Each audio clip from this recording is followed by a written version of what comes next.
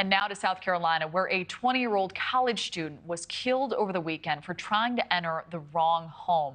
Nicholas Donofrio was beginning his sophomore year at the University of South Carolina. He was shot and killed Saturday when he accidentally tried to enter the wrong home on the same street he lived on and was mistaken for a burglar. That's according to police. Now, officials say while police were en route for the suspected burglary, the emergency call was then upgraded to shots fired.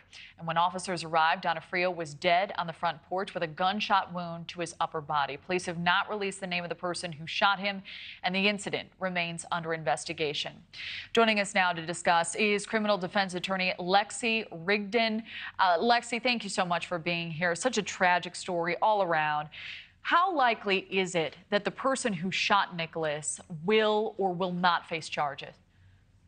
That's really going to depend on whether their conduct was reasonable. So in South Carolina and in many states, we're talking about the Castle Doctrine. And the Castle Doctrine is basically a very old law from England that says that you can protect your residence. You have no duty to retreat if somebody is trying to break into your residence. And in South Carolina, the law is written as though if somebody is trying to unlawfully enter your residence, it's presumed that you're in fear of bodily injury or death. And so it's going to depend really on what Donofrio was doing at the time.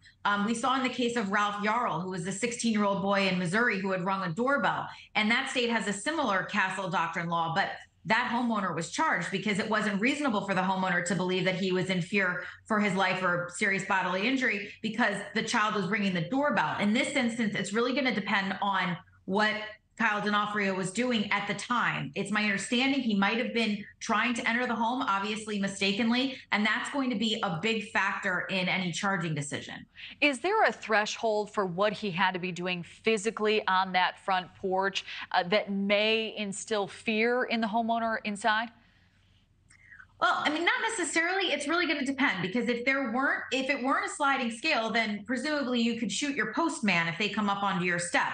But if he's actually trying to unlawfully enter, because it's not his home, so he would be unlawfully entering it. If he was prying the door open, trying to break a window, that would probably be enough to at least invoke the defense. Whether that defense would be successful or not really remains to be seen.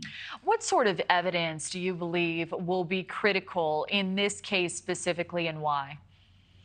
We don't know who the homeowner was, and we don't know how many people were there. And so obviously it would be critical if the homeowner, if that person is charged and speaks, which obviously that person would have no duty to speak to the police. But if it was a self-defense issue, that would be critical for the homeowner to say, this is exactly what happened, and this is why I acted the way that I did. If there were other people in the house that were also afraid and said he was trying to pry the door open or he was breaking a window, that would be really important. And in this day and age with so many Ring cameras and cameras everywhere else, that might be a significant piece of evidence either way if this was actually captured on video, especially if they can't get I don't even want to call him a defendant because he's not yet, the homeowner to tell them what happened because he has no obligation to.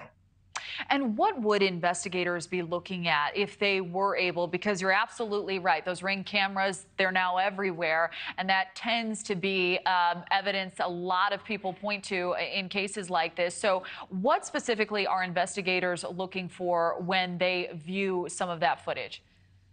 They're going to want to see exactly what what Kyle Donofrio was doing, and also did the homeowner say go away? Because you can hear in those Ring doorbell cameras sometimes. So did the homeowner say get out of here? This isn't the right house, and he proceeded to still try to pry the door open, break a window? Was he trying to actually use force to enter the home? That's going to be really important. If he just stood there looking through the window and saying, hey, can you let me in?